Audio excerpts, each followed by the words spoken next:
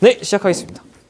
그래서 만약에 진도가 당연히 10회차 만에 엘니뇨 라니냐 앞에까지가 안 될 것 같거든요. 그러면 제가 혼자서 찍어서라도 올려드릴 테니까 그 부분 알아서 좀 메꿔주시면 되고요. 저는 속도에 구애받지 않고 이해에 좀 집중해서 하도록 하겠습니다. 이제 스몰 1단원 복습도 안 할게요. 스몰 2단원만 먼저 보면은 우리가 마그마, 이거는 이제 전전 시간에 배웠던 거죠. 그래서 여러분이 가로축 같은 경우는 SiO2 함량 5266 염중산으로 나눠서 이 두 가지의 카테고리 크게 공부를 해줘야 되고, 동일한 성질일지라도 동일한 염기성암, 중성암, 산성암이라 할지라도 그게 분출하면 화산암, 관입하면 심성암, 얘네 두 개 합쳐서 화성암. 그러니까 화성암과 분출해서 만들어진 화산암과 그 화산암 중에서도 염중산성, 아니지 미안, 심성암 중에서도 염중산성에 있는 화강암은 한 글자씩만 다르지만 다 다른 친구라는 거예요. 화성암과 화산암과 화강암과 다 다른 친구예요, 여러분. 큰일 납니다. 그래서 뭐 정출 온도 같은 경우는 이해 안 되면 그냥 현무암 쪽이 높고 유문암 쪽이 낮다. 그래서 주로 염기성암, 준성암, 산성암의 마그마를 얘기를 할 때 얘네 둘은 사실 성질이 똑같죠. 현무암, 반려암, 안산암, 섬로가 성질이 똑같고 유문암, 화강암 사실 성질이 똑같으니까 마그마 얘기할 때는 사실 그냥 현무암질 마그마, 안산암질 마그마, 유문암질 마그마라고 얘기를 해요. 그러니까 여러분이 이게 좀 헷갈렸을 것 같은데, 현무암질 마그마가 분출하면 현무암이 만들어지고 현무암질 마그마가 관입하면 반려암이 만들어지고, 근데 반려암질 마그마라고는 그냥 관용적으로 얘기를 하지 않는 것뿐이에요. 틀렸다는 표현이 아니고, 예를 들면 유문암질 마그마가 분출하면은 당연히 유문암을 만들고, 유문암질 마그마가 관입을 하면은 화강암을 만들고, 그래서 유문암질 마그마라고 일반적으로 얘기를 하는데 화강암질 마그마라고 얘기한다고 틀린 건 아니다. 아시겠죠? 그냥 그 표현적인 거라서, 과학적인 표현이니까 두 개가 다른 건 아닙니다.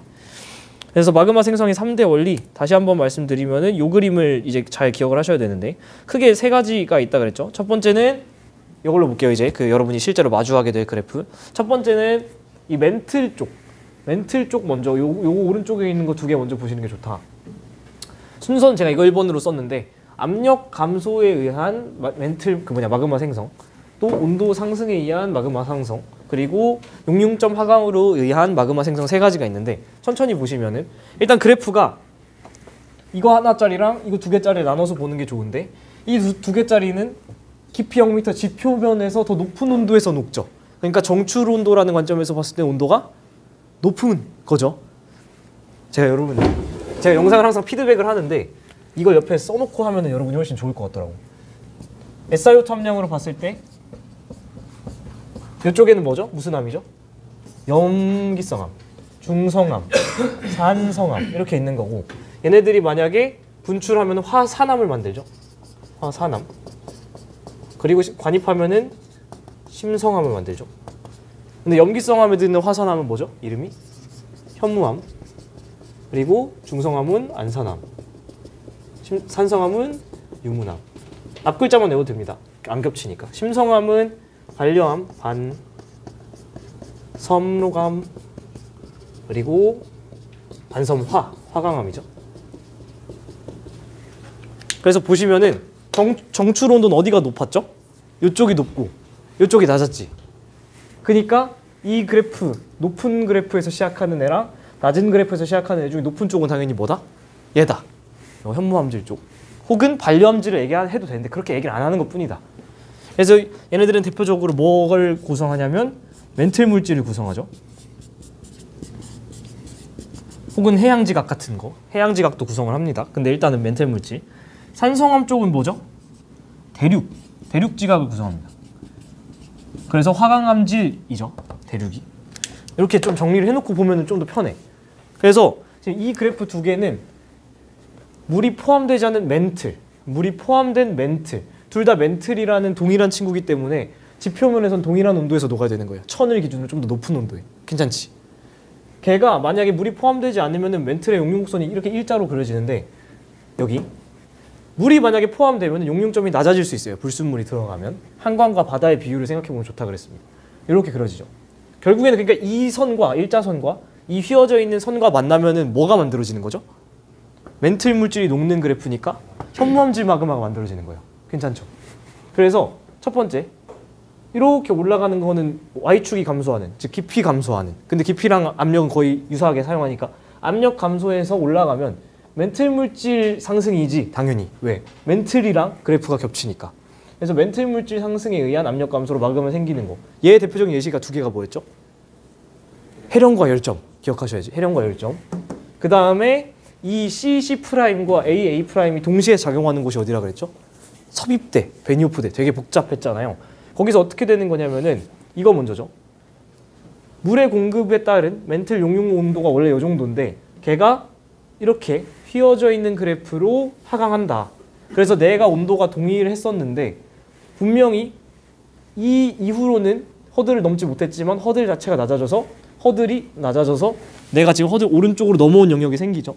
이 영역, 이 깊이는 지금 이제 마그마가 녹아서 생길 수가 있다라는 거죠.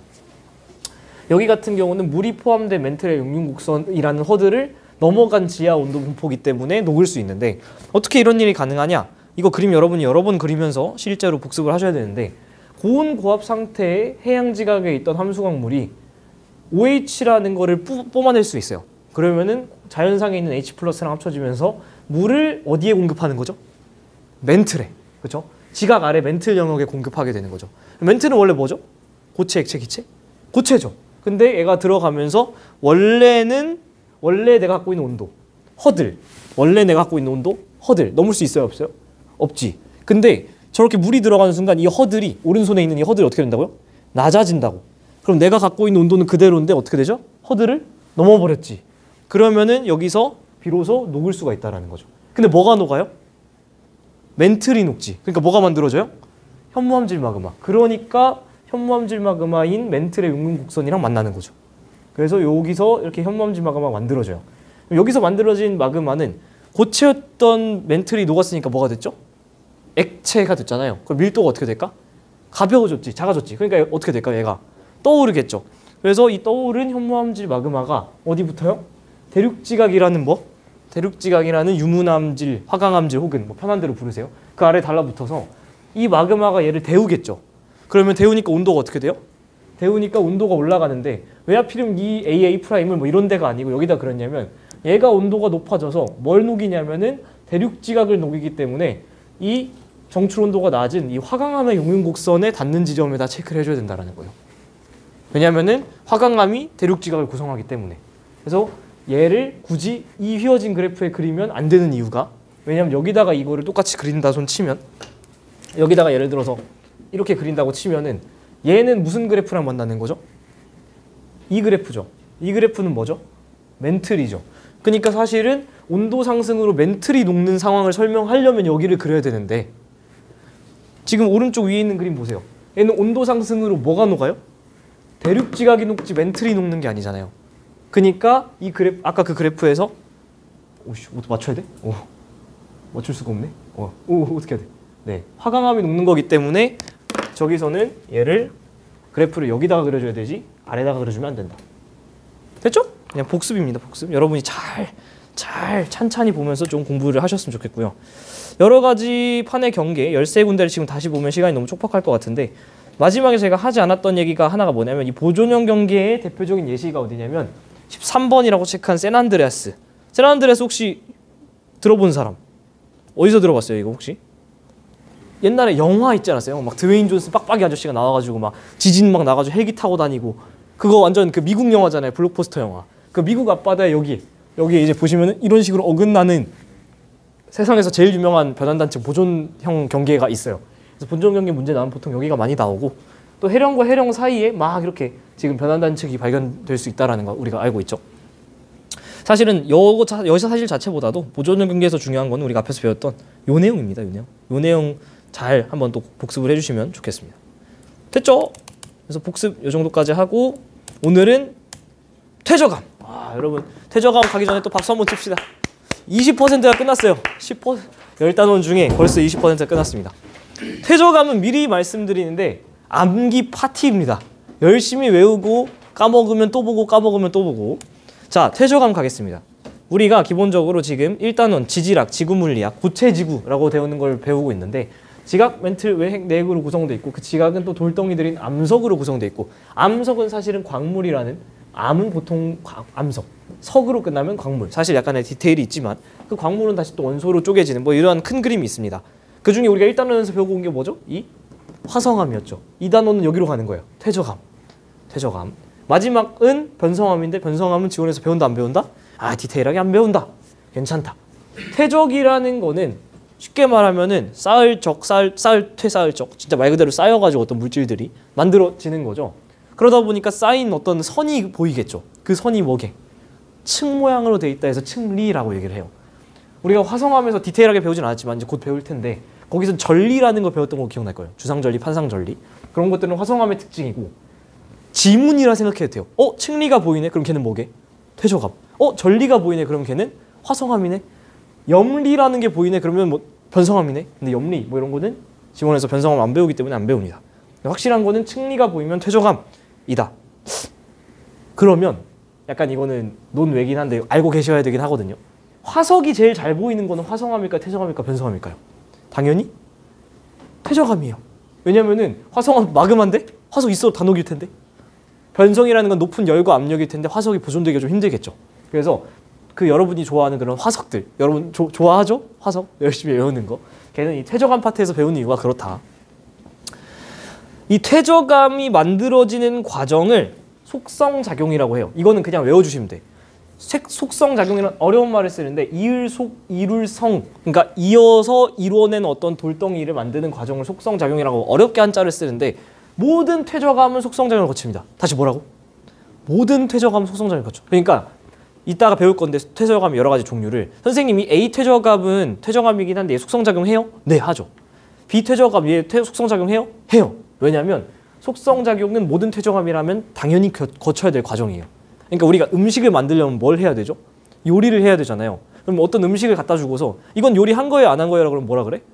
음식의 종류가 달라도 다 요리를 했다라고 얘기를 하잖아요. 그것처럼 모든 퇴적함은 속성작용을 거칩니다. 이게 되게 당연한 얘기를 왜 하냐면 여러분이 공부하다 보면은 셰일은 속성작용 거친 것 같은데 석회암은 거쳤나? 뭐 이런 막 말도 안 되는 얘기를 하거든요. 모든 퇴적함은 다 속성작용 거친 겁니다. 외워야 됩니다. 별표 막 열심히 쳐놓으세요. 두 가지 단계로 이 속성작용이 나뉘는데 첫 번째는 다짐 혹은 다져짐 작용이라고 얘기를 하고요. 두 번째는 교결작용 혹은 시멘트화 작용이라고 얘기를 해요. 말이 너무 어려운데 어떤 돌을 만들려면 일단은 퇴적함 막 어떤 재료들이 쌓여야겠죠. 쌓이고 하다 보면 어떻게 될까? 압력이 막 생기니까 다져지겠죠. 그게 1단계. 막 다져지다 보면은 그거를 붙일 수 있는 물질들이 막 그 광물로부터 나오는데 걔네들이 시멘트처럼 애를 결합시켜줘요. 교결. 그래서 서로 결합시키기 때문에 단단해지는. 그죠? 그래서 여러분이 놀이터에서 아무리 모래 눌러도 걔가 암석이 되진 않잖아요. 왜냐면은 다짐 작용은 줬지만 달라붙여주는 교결 작용을 안 했기 때문에. 아시겠죠? 그래서 여러분이 이거 진짜 많이 까먹는데 매우 중요한 포인트. 다져지다 보면 밀도는 어떻게 될까? 당연히 커지겠죠. 공극이라는 말이 등장했는데 공극은 뭐냐면 비어있는 공간이에요. 공허하다. 누르면 당연히 공극이라는 건 어떻게 될까? 줄겠죠. 밀도는 커지고. 이거 다 포인트예요. 기억해 주시고. 교결작용에서는 결국엔 걔를 붙여주는 어떤 풀 역할하는 친구가 있어야 되는데 이거 외워줘야 됩니다. 그냥 무지성으로 암기. 그게 바로 교결 물질인데 석회질, 규질, 산화철 세 개는 외워줘야 됩니다. 그냥 물어봐요. 뭐 산화철은 교결 물질이다. 뭐 이렇게 물어보거든. 그냥 외우셔야 되는 거. 첫 번째 속성작용의 첫 번째는 다져짐 작용인데 공극 줄고 밀도 증가. 두 번째는 교결작용 시멘트화 작용인데 교결 물질이라는 게 결국에 얘네를 붙여준다. 걔네들 대표적 예시 뭐다? 석회질, 규질, 산화철. 그냥 외워야 됩니다. 확인하는 문제가 그냥 등장을 하기 때문에. 됐죠? 자, 퇴적압은 크게 세 종류로 나뉩니다. 뭐랑 뭐게요? 공부하신 분들. 그쵸? 외워야 됩니다. 이 큰 그림을 여러분이 머릿속에 떠올려야 되는데 첫 번째는 쇠설성 퇴적암이라는 거. 두 번째는 화학적 퇴적암이라는 거. 세 번째는 유기적 퇴적암이라는 거를 머릿속에 지금 벤 다이어그램 아니지. 가지치기를 막 해야 돼. 이 세 가지 쇠설이냐 화학이냐 유기냐를 나누는 그 분류 기준이 뭐게요? 바로 퇴적물이 어느 곳에 기원하느냐, 어디서부터 그 퇴적물이 굴러 들어왔느냐가 바로 중요한 기원입니다. 기준입니다. 쇠설성이라는 친구는 어떤 분류 기준을 갖냐면 이 친구는 분쇄돼 있다는 뜻이에요. 그래서 쇠설이라고 얘기를 하거든요. 분쇄돼 있는 입자들이 막 뭉치는 거기 때문에 그 입자 크기가 어떤지에 따른 분류를 해요. 너무 중요합니다. 이거 다 별표 3개. 다 제가 지금 강조하는 부분들은 기출제가 됐던 부분들이거든요. 다 외워주셔야 되는 파트예요. 쇠설성 퇴적암 같은 경우에는 입자들이 분쇄돼 있기 때문에 입자 크기에 따른 분류를 해주셔야 되는데 볼게요. 쇠설성 퇴적암은 크게 두 가지로 나뉩니다. 어떻게 되냐면 첫 번째는 풍화 침식 작용에 의해서 깨져나간 입자들이 쌓이는 거. 두 번째는 화산 분출. 화산이 빵 터지면 여러분이 뭐 화산에서 살아남기 이런 거 한 번쯤 봤죠. 빵 터지면 엄청 입자가 고운 화산재부터 이만한 막 화산 탄, 화산력 이런 것도 막 다 같이 나오거든요. 그래서 입자 크기에 따른 분류를 할 때 화산도 빼먹으시면 안 된다. 제일 많이 등장하는 게 그래도 어쨌든 우리 주변에서 많이 볼 수 있는 풍화 침식 작용을 통해서 발생하는 자갈, 모래, 실트, 점토 이런 건데요. 여기서 여러분이 잘 보셔야 되는 게 퇴적물과 퇴적암을 같이 따로 써놨죠. 퇴적물은 당연히 재료, 퇴적암은 그걸로 인해서 만들어진 결과물, 암석, 퇴적암인 거죠. 자갈, 모래, 실트, 점토 얘네의 기준이 뭐라고요? 쇠설성 퇴적암은? 입자 크기. 그러니까 자갈이 제일 크고 모래, 그 다음에 실트, 점토 순으로 작아지는데요. 여러분 이거 미쳤다고 외웁니까? 외워야 되는 포인트가 딱 하나 있어요. 지금 보시면은 단위가 밀리미터죠. 밀리미터인데 2mm를 기준으로 뭐와 뭐가 있죠? 모래랑 얘는 알아야 돼요. 얘는 별표 좀 많이 쳐놔야 돼요. 2mm가 기준이 돼야 돼요.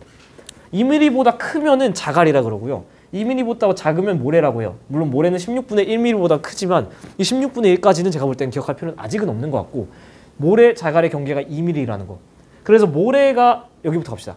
자갈이 주된 퇴적물로 기원해서 만들어진 퇴적암은 바로 뭐냐면 모래, 자갈 역자를 써서 역암. 모래가 주로 만들어지면은 모래 사자를 써서 사암. 그리고 실트랑 점토 같은 게 뭉쳐서 만들어지면 이암이나 셰일. 얘네의 차이점은 제가 이따가 설명드릴게요.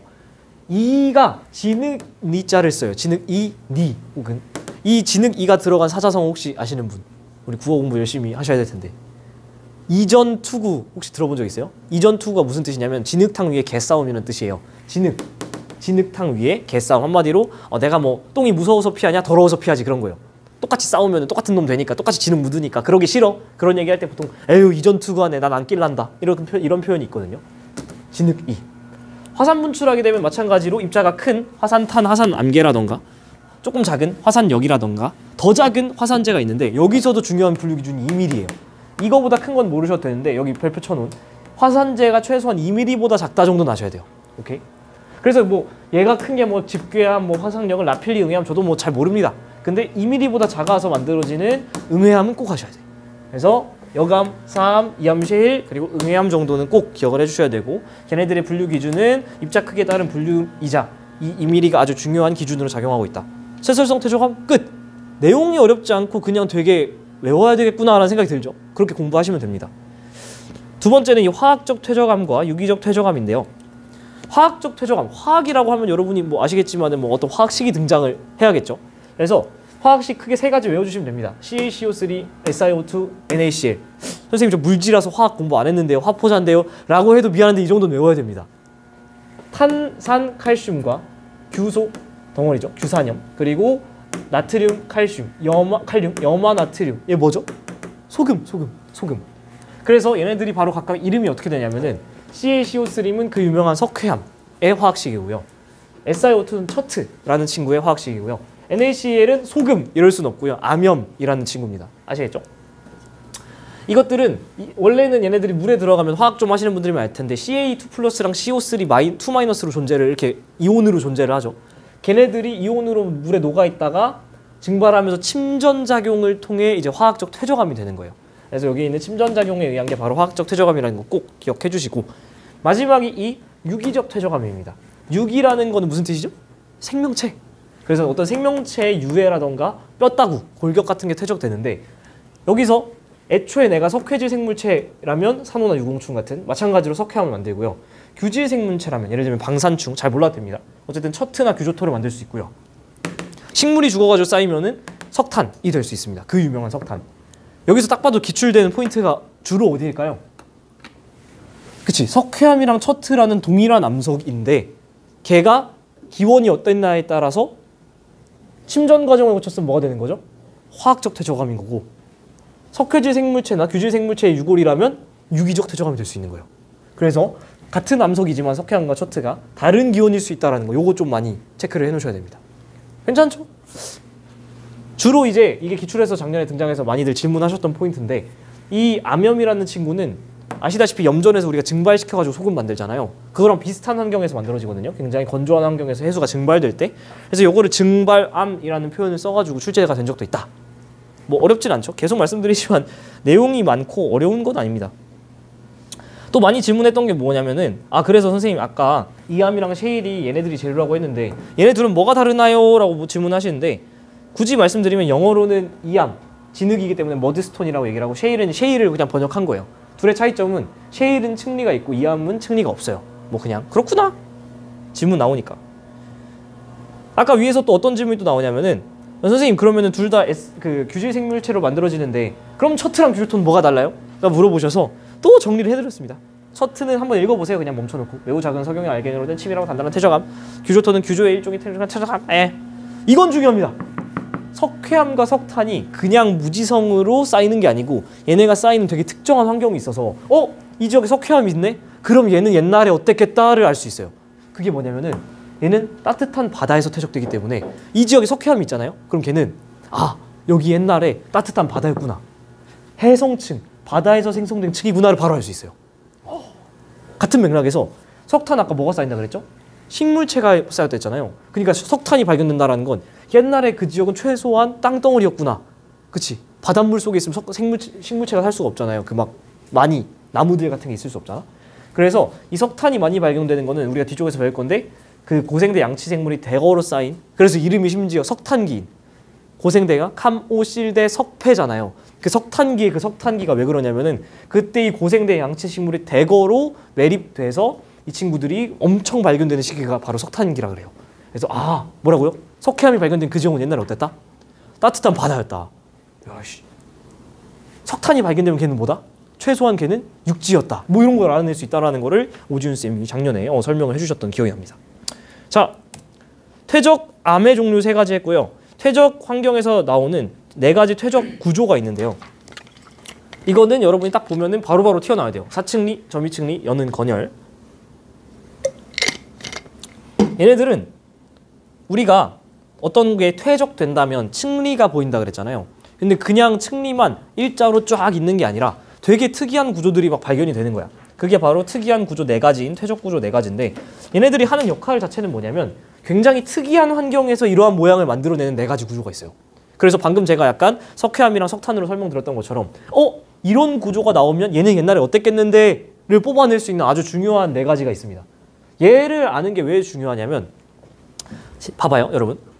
1번, 2번, 3번, 4번, 5번, 6번 쌓였어. 그러면 1번 지층은 나이가 제일 어떨까? 많겠죠? 6번은 어떨까? 어리겠지? 가장 먼저 퇴적된 건 뭐예요? 1번. 가장 나중에 퇴적된 건 6번.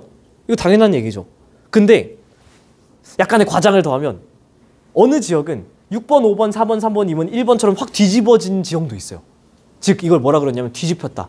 역전됐다라고 얘기를 하는 데가 있거든요. 왜 그런 일이 벌어지는지는 나중에 설명할 건데 미리 말씀드리면은 과하게 습곡이 되면 얘가 생길 수가 있어요. 습곡이 빡세게 일어나면은 지층이 1번부터 6번까지 쌓인 지역 옆에, 당연히 바로 옆은 아니고 아예 뒤집혀서 6번부터 1번으로 쌓인 뒤집혀 있는 지층이 있을 수 있어요. 이 퇴적 구조 4가지의 되게 중요한 점은 뭐냐면 특정한 모양을 갖고 있기 때문에 지층의 상하 추정을 하는데 굉장히 중요한 키워드가 됩니다. 뭐가 먼저 쌓였고 뭐가 나중에 쌓였는지를 알려주는 친구들이기 때문에 일종의 방탈출에서 여러분 굉장히 중요한 힌트가 있어야 탈출할 수 있잖아요. 그것처럼 얘네들은 지층을 분석할 때 방탈출에 굉장히 중요한 힌트처럼 작용하는 거야. 얘네들이 있으면 얘는 딱 봤을 때 뒤집혔다 안 뒤집혔다를 알 수 있거든. 야, 그걸 어떻게 알 수 있는지 하나씩 한번 알아보도록 합시다. 첫 번째 사층리는 경사면 할 때 그 사자예요. 기울어질 사, 비스듬할 사. 우리가 흔히 1번, 2번, 3번, 4번, 5번 이렇게 쌓이면은 층리는 어때야 돼요? 일자로 나란해야 되잖아요. 근데 봤더니 어떤 지역은 애가 미쳐가지고 이렇게 휘어 있어 막. 그 말은 애가 물론 이렇게 쌓인 게 휜 거라고 생각할 수도 있지만 그런 거 논의하지 않고 애초에 이렇게 쌓일 수 있는 환경이 생깁니다. 기울어진 채로 쌓일 수 있는 환경. 얘를 통해서 뭘 알 수 있냐면은 옛날에 퇴적물이 이런 식으로 공급됐었다라는 걸 알 수 있어요. 즉 옛날에 퇴적물의 공급 방향을 알 수 있게 되는데 걔를 어떻게 찾는지 알려드리도록 하겠습니다. 이 친구는 주로 수심 얕은 물밑이나 사막, 모래 이런 식으로 바람 방향이 비교적 일정한 곳에서 생성이 되는데요. 왜 그러냐면 가정을 해볼게요. 만약에 물이 좌에서 우로 물이나 바람이 일정하게 흐르고 있다라고 한번 가정을 해봅시다. 그럼 어떤 일이 생기냐면은 이 큰 입자 같은 경우는 상대적으로 입자의 무게가 무겁겠죠. 그러니까 앞에 떨고 가벼운 애는 조금 더 뒤로 가겠지. 무겁고 가볍고 무겁고 가볍고 무겁고 가볍고 하다 보면은 층리가 이런 식으로 좌에서 우로 내려가는 그런 식의 모양을 가질 수 있습니다. 이게 사실 정석적인 설명인데 전공을 살짝 제가 섞어드리면은 앞에 큰 입자가 있을 때 우리 흐름을 생각해 보면은 이 큰 입자 뒤로 이런 식으로 메아리 치는 어떤 흐름이 생기겠죠. 그러면은 이 친구가 뒤쪽을 깎아먹기 때문에 얘보다 입자가 큰 게 쌓이기가 쉽지 않아요. 그래서 큰 거 작은 거 작은 거 작은 거 큰 거 작은 거 작은 거 작은 거 그래서 이런 식의 어떤 층의 모양이 생기는데 여기서 뒤에 있는 이 흐름을 와류라고 하지만 뭐 그런 것까지는 당연히 모르셔도 되고요. 중요한 포인트는 이거예요. 이걸 안다라고 가정했을 때 이 그림 봤을 때 옛날에 퇴적물이 공급 어떻게 됐을까요? 좌에서 우 아니면 우에서 좌? 좌에서 우라는 것만 찾아내면 되는 거야. 큰 거, 작은 거, 작은 거, 작은 거, 작은 거. 큰 거, 작은 거, 작은 거, 작은 거. 아니면 이런 식으로 와가지고 뒤에서 깎았다 이런 식으로 생각해도 되고. 그래서 왼쪽에서 오른쪽이라는 걸 알아내기는 사실은 요 해석이 조금 더 편하긴 해요. 연습 한번 해보지 뭐. 자, 이렇게 돼 있으면 얘는 좌에서 우, 우에서 좌. 우에서 좌로 이렇게 꼭 깎아먹은 것 같은 느낌 아니에요? 그렇죠. 퇴적물이 옛날에는 우에서 좌로 공급됐었구나. 얘 같은 경우는 좌에서 우로 이런 식으로 공급됐었구나. 됐지? 얘만 찾을 수 있으면 됩니다. 됐죠? 두 번째, 점이층리. 이거 어디서 들어보지 않았나요? 앞쪽에 우리가 한번 얘기가 나왔었던 적이 있는데 이 점이층리는 뭐냐면은 점점 사이즈가 달라지는 층이라는 거예요. 약간 채로 썬 것 마냥 아래쪽에는 입자 큰 게 있는데 그 다음에 작은 거, 그 다음에 작은 거, 그 다음에 작은 거 이렇게 해가지고 입자 크기가 큰 거부터 작은 거로 나열이 돼 있어요. 딱 누가 해놓은 것처럼. 어떻게 이런 일이 벌어지냐면은 얘는 주로 수심 깊은 바다나 호수에서 형성될 수 있어요. 여기서 여러분 놓치면 안 되는 게 점이층리가 주로 바다에서만 형성돼서 해성층에만 나온다 착각할 수도 있는데 수심 굉장히 깊은 육성층인 호수에서도 퇴적될 수 있습니다. 이거 좀 체크해 놓으셔야 됩니다. 홍수로 인한 유인 뭐 이런 게 수특에 써 있는데 참고만 하시고요. 어떻게 이렇게 입자들이 예쁘게 배열될 수 있냐면 무거운 입자 같은 경우에는 어떻게 될까요? 먼저 떨어지겠죠. 알아서 아래쪽에 깔리는 거야. 이거보다 조금 사이즈가 작은 입자들은 어떻게 될까요? 좀 더 천천히 깔리니까 나중에 깔리는 거야. 그래서 이런 식으로 아래쪽에 큰 거, 위쪽에 작은 거가 깔리는 게 바로 점이층리라고 얘기를 합니다. 그래서 주로 제일 많이 보이는 게 어디냐면 제가 대륙붕사면대 얘기할 때 한번 말씀드린 적이 있는데 대륙붕은 주로 수심 한 200보다는 얕고 대륙대는 뭐 한 3에서 6, 뭐 책에 따라 2에서 4 뭐 다양한 식으로 표현을 하는데 중요한 포인트는 200m부터 한 3, 4km까지는 경사가 엄청나죠. 지금 이 그림으로는 얼마 안 되는 것처럼 보이지만 사실 경사가 엄청난 거야. 그러니까 여기 끝자락에서 어떤 퇴적물들이 대륙 경사면을 타고서 와르르륵 쏟아져 내릴 수가 있겠죠. 이게 바로 해저지명에서 탁하게 흐르는 어떤 해류다. 그래서 저탕류라고 얘기를 하고 당연히 무거운 입자는 뭐 어떻게 될까요? 먼저. 가벼운 입자는 어떻게? 나중에. 그래서 이런 식으로 입자가 크기에 따른 분류를 자연스럽게 하게 된다. 얘는 우리가 뒤쪽에서 삼각주라는 거랑 조금 비교해서 봐야 되는데 그냥 체크만 해놓고 나중에 보도록 합시다. 세 번째, 연은. 슬슬 지루하죠? 연은이라는 거는 이거 보시면은 퇴적물이 무슨 뭐처럼 생겼어요? 물결처럼 생겼죠. 파도처럼. 실제로 그래서 얘는 어떤 식으로 어떤 지형에서 생기냐면 수심 얕은 물 밑 해수욕장 이런 데서 많이 생겨요. 왜 그러냐면 아까 사층리에서 우리가 퇴적물 공급 방향 공부했었죠. 이렇게 가면은 뒤쪽을 깎지. 걔가 다시 물이 빠지면 앞쪽을 깎지. 그러니까 왔다 갔다가 있어야 이러한 앞쪽 깎고 뒤쪽 깎고 라는 모양이 나올 수 있죠. 그래서 이 연은 같은 경우는 수심 얕은 물 밑에서 왔다 갔다 했다라는 어떤 증거가 됩니다. 마지막은 건열. 건조하다의 건자입니다. 건열. 아주 건조하고 찢을 열, 파열. 건조해서 찢어진 지형이라는 뜻이에요. 그래서 보시면은 진짜 무슨 그 가뭄철 논바닥처럼 이렇게 얘가 찢어져 있죠. 실제로 이렇게 생긴 거. 이때 얘가 어떻게 이런 지형이 만들어질 수 있냐면 아주 중요합니다. 기본적으로 수심 얕은 물 밑에 있었는데 애가 융기를 했든 아니면 물이 말랐든 해서 건조한 대기에 노출이 되면은 이런 건열이 생길 수 있겠죠. 여러분이 여기서 조심하셔야 될 게 뭐냐면 건열이란 친구가 물에 개입이 있었을까 없었을까? 물이 필요할까 안 필요할까?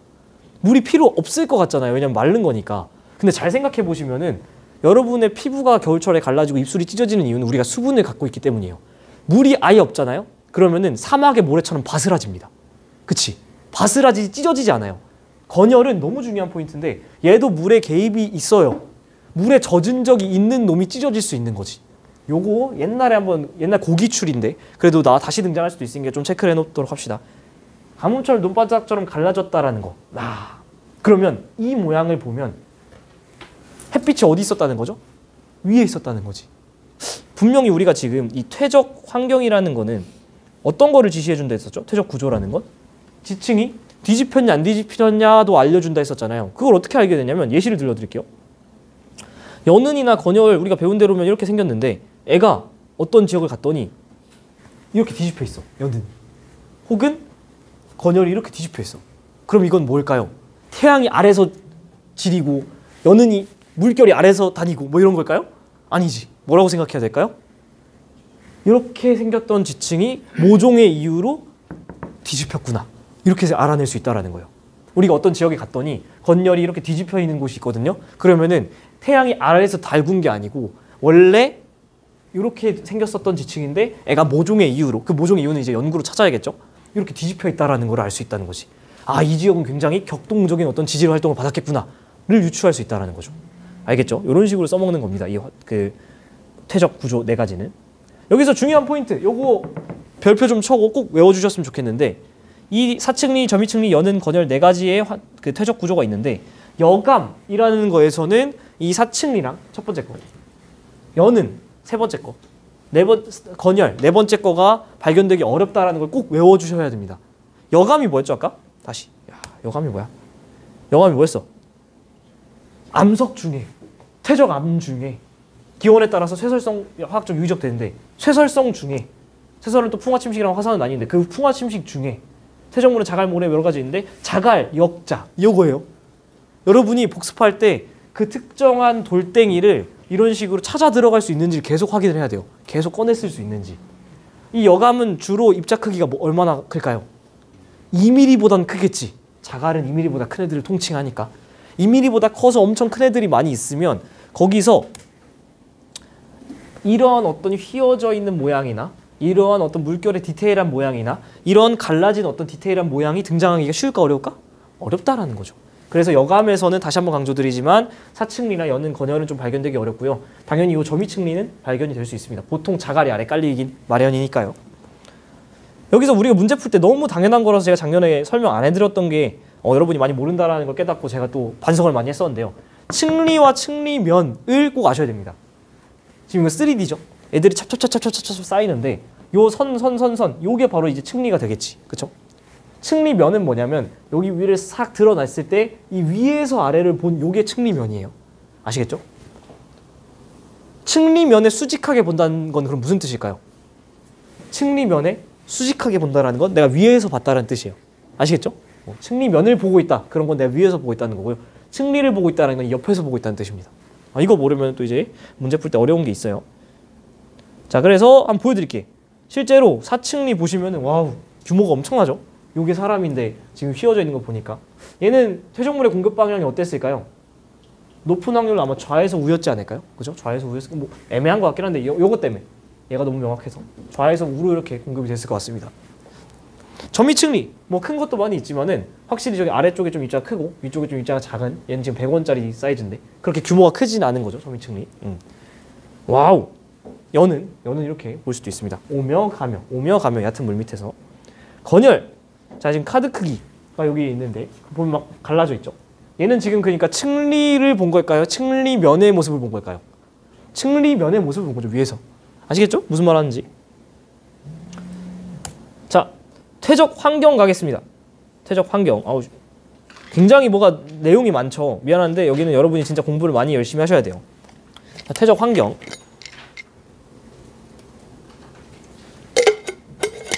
자, 퇴적 환경이라는 거는 잠깐만요. 뭐가 이렇게 막 오는 거야? 꺼놔야겠어. 시끄러워 죽겠네. 자, 퇴적 환경이라는 걸 얘기 앞서서 여러분이 퇴적이라는 게 언제 일어나는지 제가 좀 물어볼게요. 퇴적이 언제 일어날까요? 보통 바다 이렇게 그냥 얘기를 해버려요. 그러면 제가 질문을 다시 합니다. 육지에서는 퇴적이 안 일어나나요? 육지에서도 퇴적이 일어납니다. 아까 막 석탄 얘기했잖아. 기본적으로 지원에서는 여러분이 퇴적이 어디서 되냐고 대답을 하시는 게 좋냐면 물밑에서라고 생각하면 돼. 물밑에서 퇴적이 일어납니다. 왜? 마찰이 거의 없으니까. 풍화 침식을 받을 일이 거의 없죠. 그래서 퇴적은 기본적으로 물밑에서 일어난다라고 기억을 하면 좋아요. 물 밖에서는 그럼 뭐가 좀 우세할까요? 풍화 침식이 훨씬 우세해서 깎여나가는 게 훨씬 우세합니다. 그러면은 이 물밑이라는 게 바다 밑도 당연히 있지만 어디도 있죠? 그치, 육지에서 호수나 저수지 이런 데도 있죠. 그래서 기본적으로 지원에서 퇴적 환경을 얘기할 때는 물밑인데 그 물밑은 크게 두 가지로 나뉩니다. 육지에 있는 하천이나 호수 혹은 조금 더 디테일하게 들어가면 저수지 밑도 가능해. 그리고 바다. 육지랑 바다 나뉘죠. 이 육지에서 쌓이는 퇴적 환경을 바로 육상 환경이라고 얘기를 하고요. 그냥 전문 용어니까 기억하셔야지. 바다에서는 당연히 뭐 해양 환경이라고 얘기를 합니다. 근데 퇴적 환경을 세 가지라 그랬잖아요. 왜 세 가지라 그랬냐면 육지에서 바다로 가는 그 중간에 있는 해수욕장 같은데 그 경계면 거기를 연안이라고 얘기를 하고 영어를 더 편하게 생각하시는 분들도 많더라고요. 코스트, 쇼어 뭐 다양하게 표현을 하는데 이 연안에서도 새로운 어떤 또 퇴적 환경이 되기 때문입니다. 여기서 여러분들이 조심하셔야 되는 게 뭐냐면 연안 환경은 육상 환경일까요? 해양 환경일까요? 둘 다 아니고 그 둘 사이에 있는 또 다른 세 번째 환경이에요.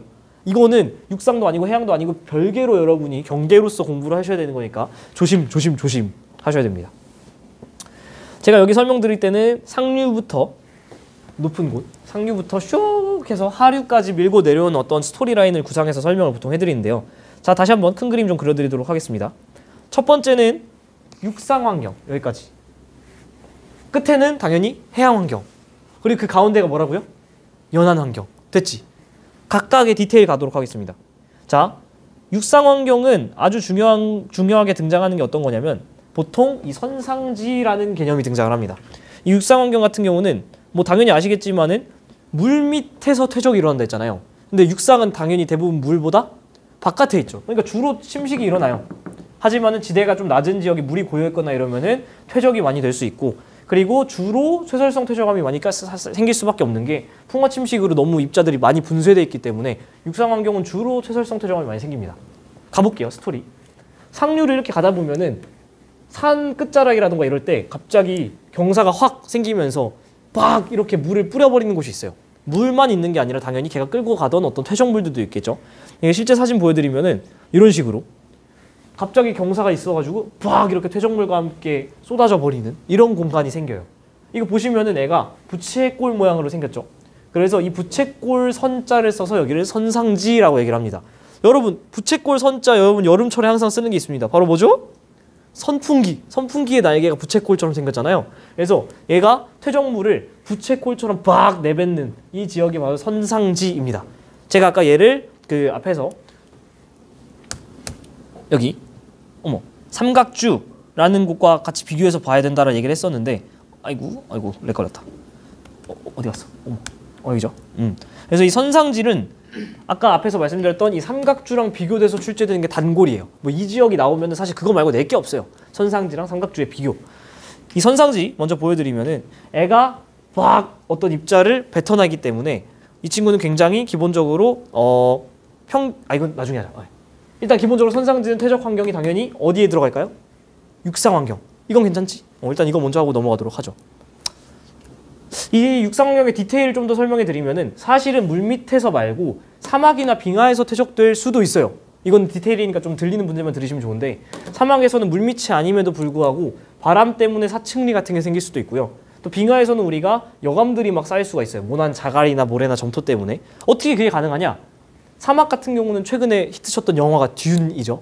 듄이 무슨 뜻이냐면 사구라는 뜻이에요.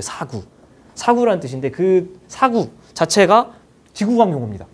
그래서 사실 사막에서도 물밑이 아니지만 쌓일 수 있구나 하나 배워가시면 좋을 것 같고요.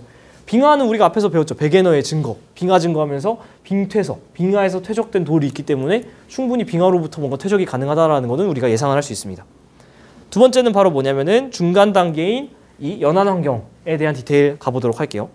애가 이 하천이나 호수에서 주로 퇴적이 돼서 끝자락으로 오면은 드디어 하류에 오게 되는데 이 하류에서 우리가 볼 수 있는 가장 대표적인 지형은 삼각주라는 친구입니다. 그 삼각주라는 친구를 들어가기 앞서서 제가 몇 가지 소개를 좀 해드리면은 연안 환경의 대표적인 예시로 등장하는 게 해수욕장이죠. 해수욕장. 딱 하류가 끝나고 바다로 가기 전에 만나는 게 해수욕장이잖아요. 그 해수욕장을 지구과학 용어로 해빈이라고 얘기를 해요. 참고하시고요. 조간대라는 게 또 수능 특강이나 교과서에 써 있는데 조간대가 뭐냐면 조는 만조 간조 들어봤죠? 만조가 뭐죠? 물 꽉 차는 거. 간조가 뭐죠? 쫙 빠지는 거. 간은 사이가 아니야. 만조랑 간조 그 사이에 대, 지역이라는 거죠. 거기 뭐가 있죠? 갯벌. 그러니까 갯벌을 그냥 어렵게 말하는 게 조간대예요. 아시겠죠? 해비는 뭐라고? 해수욕장. 조간대는 뭐라고요? 갯벌. 뭐 어려운 건 하나도 없습니다.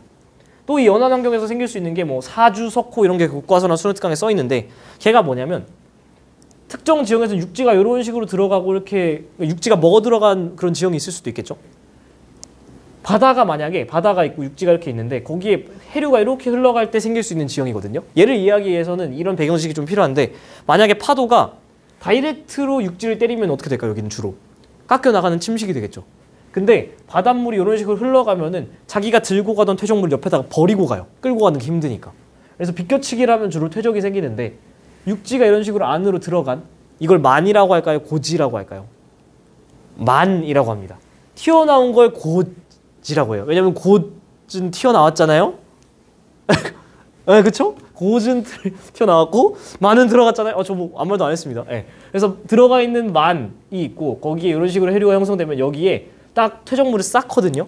그럼 우리가 결과론적으로 오랜 시간이 지나서 봤을 때 이게 바다였는지 아니면 닫아놓은 호수인지 구별이 안 되겠죠. 이런 지점을 뭐라고 하냐면 석호라고 그래요. 이게 강인지 호수인지 아니면 원래 바다였는지 어떻게 알아볼 수 있을까? 찍먹 해보면 돼요. 얘는 원래 바닷물이잖아요. 바닷물이었는데 여기에 자연적으로 퇴적이 돼가지고 막혀서 호수처럼 보이는데 여기를 찍어 먹으면 어떨까? 겁나 짜겠죠? 그러면 아 얘는 원래 바다였던 게 막힌 거네. 이런 지형을 석호라고 하고요. 여기는 사주라고 합니다. 왜냐면은 모래가 쌓여서 일종의 기둥처럼 여기를 막아버렸기 때문에. 그래서 약간 교과서 그림 살짝 보여드리면은 실제로 이 그 강릉 쪽에 가시면 경포호라고 있어요. 경포호. 뭐 가보셨는지 모르겠어요. 워낙 유명한 곳이라. 거기가 호수처럼 보이지만 사실은 바다예요. 그래가지고 여기 보시면은 옛날에는 이런 식으로 들어간 만, 곳, 만 이렇게 있었는데 여기 계속해서 해류가 이렇게 흘러가다 보니까 여기를 퇴적시켜 버려가지고 사주가 생기고 가운데는 호가 생겨버리는 이런 지형들이 연안 환경에 속한다. 그래서 사실 메인 디쉬는 삼각주인데요. 이 삼각주 단면을 보기 앞서서 위에서 본 걸 보여드릴게요. 이 삼각주는 말 그대로 이집트 나일강 하부에 있는 게 가장 대표적인 예시인데 보시면은 삼각형 모양으로 엄청 크게 퇴적된 지형이 보이죠. 근데 이게 규모가 얼마나냐면 가자지구라는 게 한 요만합니다. 이스라엘이 이만큼이고요. 지금 보시면 이게 지금 그 나라보다 큰 거예요. 한 나라보다 이 삼각주가 엄청 크게 발달한 거죠. 이 지형이 어떻게 형성이 되느냐 보여드릴게요. 어떤 식으로 형성이 되냐면 해빈, 사주, 석호, 뭐 조간대 다 설명드렸었고 어떻게 되냐면 아까 하류로 오는 애들이 퇴적물을 막 끌고 오잖아요. 그러다가 하류 쪽에 있으면은 유속이 빠를까 느릴까? 당연히 느리겠지. 끝쪽에 왔으니까 힘이 많이 빠졌을 거잖아요. 그래서 하류 쪽에는 물들이 쫄쫄쫄쫄 흘러요. 그럼 걔네들이 무거운 애들을 굴릴 힘이 돼요, 안 돼요? 안 되지. 그러니까 빨리 얘네들은 무거운 애를 빨리 퇴적시키고 그냥 가버리고 싶어 해요. 그러니까 무거운 거 앞에 떨구고 뒤에 작은 거. 무거운 거 앞에 떨구고 뒤에 작은 거.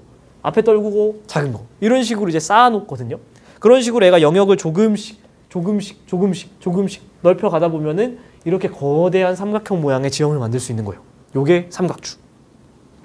재밌는 건 얘를 이렇게 잘라서 여기 이렇게 잘라서 우리가 옆에서 보면은 이거의 단면을 볼 수 있잖아요. 그 단면 사실 엄밀히 말하면 이렇게 자르는 건데 이렇게 잘라서 그 옆을 이렇게 보면은 이렇게 생겼겠죠? 그치?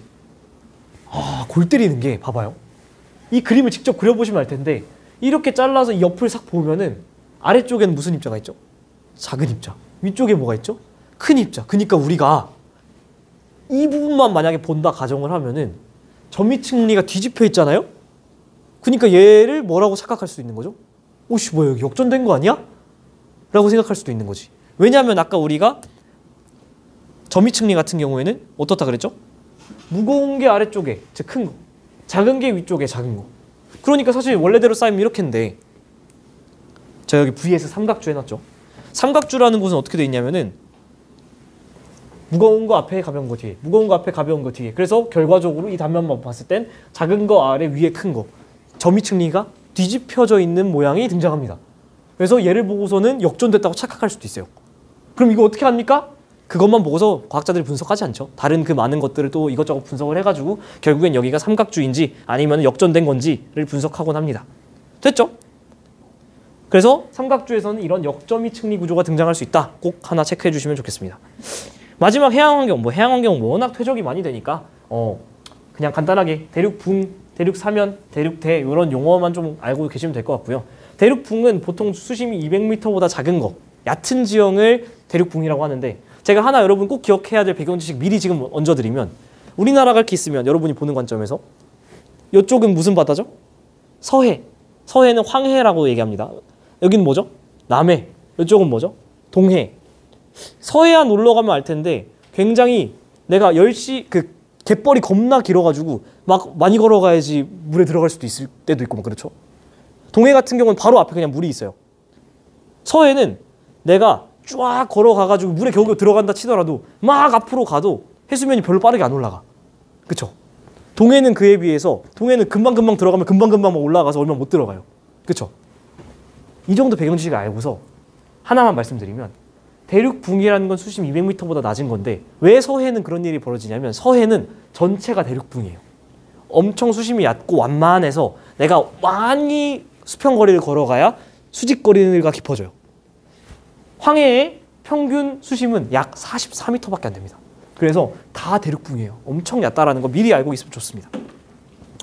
아까 대륙 사면에서 와르르 쏟아지는 저탁류, 해저지면 탁한 해류 때문에 점이층리가 생길 수 있고 삼각주는 무거운 거 먼저 나중에 무거운 거 먼저 가벼운 거 나중에 해서 역점이층리가 생길 수 있는데 이 두 가지는 여러분이 좀 구별해서 공부를 하셨으면 좋겠다. 뭐 이 정도 하면은 사실은 퇴적 환경도 끝. 퇴적 환경도 끝.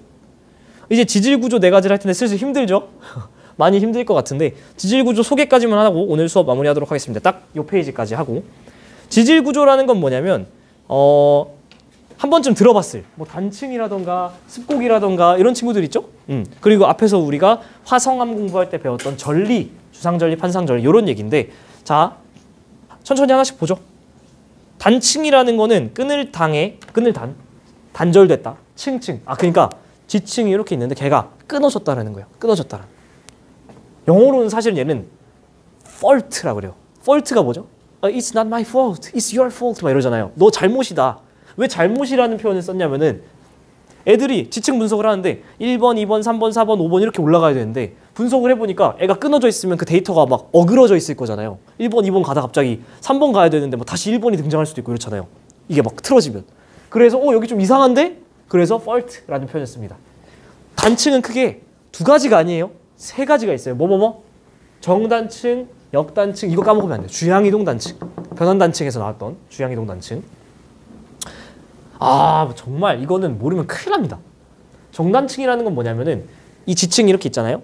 지층이 있는데 애가 잡아당기는 힘이 생겼을 때 정단층이 만들어져요. 이거 여러분이 상상 좀 잘 하셔야 되는데 제가 여기다가 좀 참고할 수 있도록 그림을 그려줄게요. 지우고 얍. 이거 보면서 여러분이 머리로 시뮬레이션 할 수 있어야 돼요. 이 정도 공간지각 능력은 좀 있으셔야 되는데 지층이 이렇게 있잖아요. 지층이 이렇게 쌓였겠지. 근데 지금 보시면은 왼쪽 위에서 오른쪽 아래로 슬라이스를 쳤죠. 제가 지금 균열이 이런 식으로 났다라고 가정을 해볼게요. 여기에다가 줄 수 있는 힘은 크게 두 가지죠. 사실 세 가지긴 한데 일단 두 개만 얘기를 합시다. 밀거나 땡기거나. 사실 세 가지인 이유는 어긋나거나니까. 근데 어쨌든 두 개만 일단 얘기를 하면은 먼저 당기는 걸 얘기를 해볼게요. 당기면 어떻게 될까? 애들이 이렇게 되겠죠. 상상돼? 이 모양 나오는 거 이해돼요? 이 정도는 여러분이 상상하실 수 있어야 되는데 여기서 항상 기준이 뭐냐면 이겁니다. 경계면 있죠? 이 경계면 잘 안 나오네요. 슬라이스를 쳤잖아요. 이 슬라이스를 친 걸 기준으로 위쪽을 뭐라고 하냐면 윗상자를 써서 상반이라고 얘기를 합니다. 이건 용어니까 기억을 하셔야 돼요. 이 슬라이스를 기준으로 이 아래쪽은 뭐라고 하게요? 그렇죠. 하반이라고 하겠죠. 아래쪽이니까. 그러면 양쪽에서 당기는 힘을 주면 상반이라는 친구가 어떻게 움직입니까? 떨어지죠. 상반이라는 애가 내려오죠. 땡기면 이 정도 상상이 되셔야 되는데 혹시 영상 다 나오나요? 여기까지? 나와요? 네, 고맙습니다. 그래서 당기는 힘을 우리가 좀 유식한 말로 장력이라고 하는데 장력이 작용하면 슬라이스 친 게 이런 식으로 상반이 밀고 내려와요. 괜찮지? 이 정도 상상은 좀 하실 수 있어야 되거든요. 이게 바로 뭐라 그러냐면 정단층이라고 얘기를 해요. 왜 얘를 정단층이라고 얘기를 하냐면 슬라이스를 치고 여러분 그냥 밀지 말고 가만히 둬봐요. 당기지 말고. 어떻게 될까 얘가? 으르륵 내려오죠. 중력 방향대로면 얘가 으르륵 이렇게 내려와서 이 모양이 되잖아. 그래서 얘를 발을 정자를 쓴 이유가 뭐냐면 얘가 슬라이스를 쳤을 때 으르륵 내려온 방향과 똑같은 모양이 만들어지기 때문에 정단층이라고 얘기를 합니다. 그래서 어떻게 기억하면 좋냐면 정단층은 장력이 작용했을 때 지읒 이 장력이 작용하면 애가 중력에 의해 올바르게 흘러내린 듯한 모양이 나오거든요. 그래서 정단층은 장력이 작용했을 때 그래서 즈즈즈로 기억하면 좀 편하다. 이에 비해 역단층은 어떤 모양이냐면 이 슬라이스를 기준으로 이번에는 밀어볼게요. 우리가 밀면은 무슨 힘이라고 하죠? 압력이라고 하는데 사실 제가 앞에서 한번 언급은 한 적 있지만은 가로 방향의 압력을 줬기 때문에 횡압력이라고 얘기를 합니다. 그럼 이번 어떻게 되죠? 이 상반이 위로 밀고 올라가죠. 그럼 어떤 그림이 그려지냐면 저기처럼 경계면을 기준으로 얘가 밀고 올라가서 이런 식의 모양이 되죠. 밀고 올라간 모양. 그래서 얘를 뭐라 그러냐면 역단층이라고 합니다. 중력 방향을 거슬러서 역전해서 밀고 올라간 듯한 모양. 그래서 역단층이라고 얘기를 하고요. 마지막 주향이동 단층은 이렇게가 아니라 오히려 이렇게 어긋날 때 이런 식으로 어긋날 때 생길 수 있는데 제일 많이 나오는 질문이 선생님 그럼 주향이동 단층이랑 앞에서 배운 변환 단층이랑 뭐가 달라요? 하긴 하겠습니다. 큰 그림 해치지 않기 위해서 일단 말씀드리면 변환 단층은 어디서 배웠죠? 판구조론의 정립 과정, 해령과 해령 사이 변환 단층. 그게 훨씬 중요해요. 변환 단층은 해령과 해령 사이에서 해령과 해령 사이에서 이렇게 확장되는데 가운데서 어긋난 이게 변환 단층. 주향 이동 단층은 그냥 얘네들이 아르르륵 다 같이 돼서 지진이 빨간색 전체 다 생기는 거. 얘네 두 개를 지원 수준에서 구별을 요구하고 있지 않습니다. 그러니까 질문을 그냥 무시해도 됩니다. 됐죠? 두 번째는 습곡 먼저 가죠. 네, 습곡. 습곡이라는 거는 뭐냐면 이게 한자가 되게 재밌어요. 소매습자에 구불곡자를 써요. 구불곡은 이해가 되잖아요. 근데 소매습자를 쓴 이유가 뭐냐면 옛날에 그 조선시대 관리들 보면은 옷고름이 이렇게 소매가 옷소매가 이렇게 휘어 있잖아요. 그거에서 따왔다고 합니다. 이건 제가 국어교육과 교수님한테도 여쭤봐서 확인을 받은 거거든요. 그래서 아래가 이렇게 휘어 있는 그 모습을 따서 지층이 휘어져 있을 때 그게 바로 옛날 옷고름처럼 생겼다. 그래서 습곡이라고 합니다. 영어로는 fold, 접다라고 얘기를 하네요. 중요한 건 아주 중요한데 습곡은 어떤 힘이 작용해야 될까요? 직관적으로 생각해봐도 밀어야 돼요? 당겨야 돼요? 밀어야죠. 양쪽에서 눌러줘야죠. 횡압력. 아니 근데 아까 횡압력이면 뭐라 그랬어요? 역단층이라고 그랬잖아요. 근데 왜 언제는 그러면은 휘고 습곡이 되고 언제는 밀었을 때 역단층이 되느냐? 그건 바로 뭐일 것 같아요? 여러분 상상한 그대로 온도 차이. 얘가 얼마나 말랑말랑하냐 아니면은 딱딱하냐. 그거는 깊이에 따라서 정리가 됩니다. 깊은 쪽에 가면은 온도가 좀 어떻죠? 높지. 그래서 얘가 조금 지층이 야들야들해요. 야들야들까지는 아닌데 조금 말랑말랑해요. 위쪽 같은 경우에는 굉장히 건조하겠죠. 딱딱하겠죠. 그래서 동일하게 횡압력을 줘도 얕은 지표 쪽에서는 역단층이 생기는데 지하 깊은 곳에서는 말랑말랑해서 습곡이 생길 수 있어요. 이거 되게 중요한 포인트입니다. 문제 풀 때라던가 상황 해석할 때 되게 중요한 포인트니까 꼭 기억을 해주시고 습곡에는 크게 뭐 3가지 종류가 있는데 얘는 뭐 단증만큼 중요하지 않아서 외울 필요까지는 없지만 하나 말씀을 드리면 기왕 나왔으니까 수특에도 있고 이 축들이 있잖아요. 이 최고 지점인 곳을 쫙 있고 최고 지점인 곳을 최저 지점인 곳을 쫙 이으면 어떤 선이 그려지겠죠. 사실 엄밀히 말하면 3D니까 면이 그려지겠죠. 면이 그려지는데 그 면과 지표면이 만났을 때 그게 수직하면은 정습곡, 걔가 경사를 좀 이루면은 경사습곡. 그 경사가 왔다리 막 그냥 휘어버리면 오버하게 스러스트다 했다 해서 횡화습곡이라고 얘기를 합니다. 자, 여기서 여러분이 이건 아셔야 돼. 뭔 아셔야 되냐면 이 축의 이름이 배사축, 향사축이라고 돼 있잖아요. 요건 아주 중요합니다. 배사가 어디냐면 위로 볼록 튀어나온 게 배예요. 여러분의 그 아버님께서 이렇게 TV 보신다고 누우시면 배가 이렇게 위로 나오죠. 위로 볼록한 게 배사. 그러면 아래로 내려간 건 뭐? 향사. 이런 식으로 찾아주면 됩니다. 근데 여기서 되게 중요한 포인트는 이 문장을 이해하실 수 있어야 되는데 수특에 이런 말이 써 있어요. 고도가 일정한 지역에서 지표면에 노출된 지층의 전력은 배사 쪽으로 가면은 증가하고요. 향사 축으로 접근하면 감소해요. 요 문장이 들어있고 얘가 아주 중요한 문장입니다. 뭐냐면 제가 한번 이해시켜 드릴게요. 잘 보세요. 1번 지층, 2번 지층, 3번 지층, 4번 지층, 5번 지층 이렇게 쌓였다고 칩시다. 자, 나이 누가 많죠? 1번이 제일 많고 누가 제일 어리죠? 5번. 근데 지금 고도가 일정한 지역이라는 건 내가 민트색으로 싹 이렇게 잘랐다고 쳐봐요. 이 위쪽은 풍화 침식돼서 드러난 거야. 날아간 거야. 그러면 이 배사축 같은 경우에는 무슨 지층이 있죠? 1번, 2번, 3번 지층이 있죠. 이에 비해서 향사축은 무슨 지층이 있죠? 5번 지층이 있죠. 배사축은 3번이라는 원래는 어디 있어야 돼? 아래에 있는 애가 위로 올라온 꼴이죠. 그래서 배사축에는 나이가 많은 애들이 있고요. 향사축은 원래 위에 있어야 될 애가 아래로 휘어가지고 내려가 버렸죠. 그래서 나이가 어린 게 보입니다. 향사 축에는. 배사 축에는 아래 있어야 될 애가 밀려 올라온 느낌이라 나이가 많고, 향사 쪽에는 원래 위쪽에 있어야 될 애가 휘어서 아래로 내려온 느낌이라 나이가 좀 상대적으로 어리다라는 거. 이 문장이 수특에 있는데 굉장히 문제 풀 때 많은 도움이 된다. 행와습곡, 정습곡, 지표명과 축이 수직, 경사습곡, 약간 각, 행와습곡 아예 누운 거. 이때 제가 아까 말씀드린 지층의 역전이 생길 수 있어요. 지층의 역전이 뭐였냐면 1번, 2번, 3번, 4번, 5번 이렇게 쌓였는데 걔가 어느 지역 봤더니 5번, 4번, 3번, 2번, 1번 이렇게 쌓여 있는 거야. 근데 제일 많이 갖고 있는 오개념이 뭐냐면, 자, 이게 무슨 전 마냥 확 뒤집으면은 지층이 확 뒤집힌다고 생각해요. 절대 그런 게 아니고 어떻게 생기냐면, 이거 잘 봐요. 여러분 책에 있는 거나 아니면 이 화면에 있는 거 눈 크게 뜨고 보시면 진짜 신기합니다. 지층이 이렇게 빡세게 휜 지역이 있다고 쳐볼게요. 배사축, 향사축이겠죠? 1번 지층, 2번 지층, 3번 지층 이렇게 있어. 그러면 당연히 순서는 1, 2, 3으로 쌓였잖아요. 근데 빡세게 휘어진 이 지역을 보시면 어떻게 돼 있냐면 1번을 따라가면 여기가 1번, 2번을 따라가면 여기가 2번, 3번을 따라가면 여기 3번이라 요 지역만 보면 어떻게 돼 있죠? 3번, 2번, 1번도 있어. 만약에 여기만 보면 그럼 어떤 착각을 할 수 있는 거예요? 와, 이거 뒤집혀서 쌓였네 라는 생각을 할 수 있는 거죠. 보통 여러분이 마주하는 대부분의 역전된 지층은 이 횡화습곡 때문에, 쉽게 생각하면 빡세게 습곡이 일어난 것 때문에 생깁니다. 아시겠죠? 요거 막 지층을 막 이렇게 한 번에 뒤집고 전처럼 막 그런 게 아닙니다. 자, 세 번째 전리 가겠습니다. 전리는 마디, 절, 다스릴 리, 여기까지는 당연히 몰라도 되는데 조인트라고 얘기를 합니다. 조인트가 뭐죠? 관절이죠, 관절. 관절 마냥 애들이 관절 지점을 엑스레이로 찍어보면 막 끊어져 있잖아요. 그것처럼 애들이 막 지질 구조가 딱딱딱딱 끊어져 있는 건데, 크게 두 가지입니다. 주상전리와 판상전리. 그리고 전리는 화성암, 퇴적암, 변성암 중에 어디 나오게 해요? 마그마가 개입한 화성암에서. 퇴적암은 뭐였죠? 층리. 변성암 몰라도 되는데 염리라고 얘기를 합니다. 그래서 주상전리, 판상전리 두 개가 있는데, 주는 기둥주자, 판은 판자라고 알고 있습니다. 주상전리는 언제 생기냐면요, 얘는 적어놨나요? 적어놨네.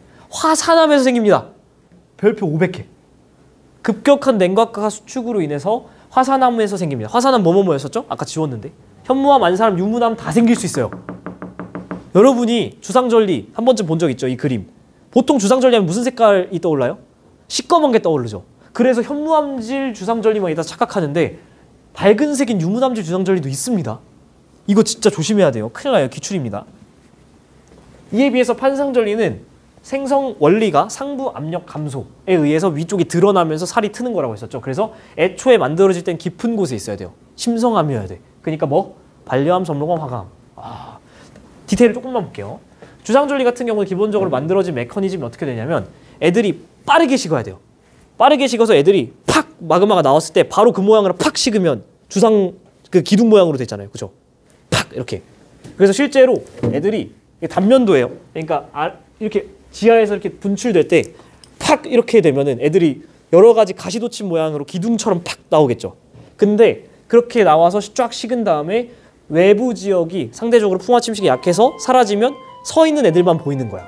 그래서 이 주상전리고, 여기서 디테일은 뭐냐면은 이 주상전리 내에서도 깊이에 따른 수축 속도 차이가 생기죠. 당연히 바깥쪽은 어떨까요? 지표 쪽은 빠르게 식겠지.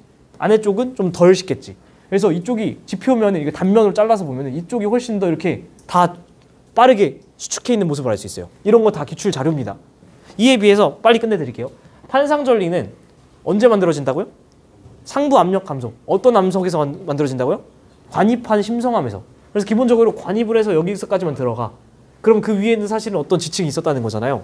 근데 시간이 지나서 여기 물 바깥이었나 보죠? 풍화 침식이 우세해서 위쪽 대가리가 날아가면은 얘를 누르고 있던 압력이 어떻게 되죠? 사라지지. 상부 압력 감소하지. 얘가 어떻게 될까요? 나 누르던 거 사라졌네? 그러니까 올라오겠죠. 근데 올라올 때 애들이 살이 갑자기 찌는 것처럼, 키가 갑자기 크는 것처럼 판이 막 압력이 차이가 생기니까 바라락 이렇게 판 모양으로 찢어져요. 그래서 이 사진 보여드리고 슬슬 마무리하도록 할게요. 제가 거기 책에는 써놨나요? 사진을? 여기서 사진을 뺐나? 사진 보여드리고 마무리하면 되겠습니다. 여기 있네요. 네. 주상전리 보시면은 이렇게 막 기둥 모양으로 잘 나와 있고, 판상전리 같은 경우 보시면은 이게 지금 판 모양인데 이게 사람이에요.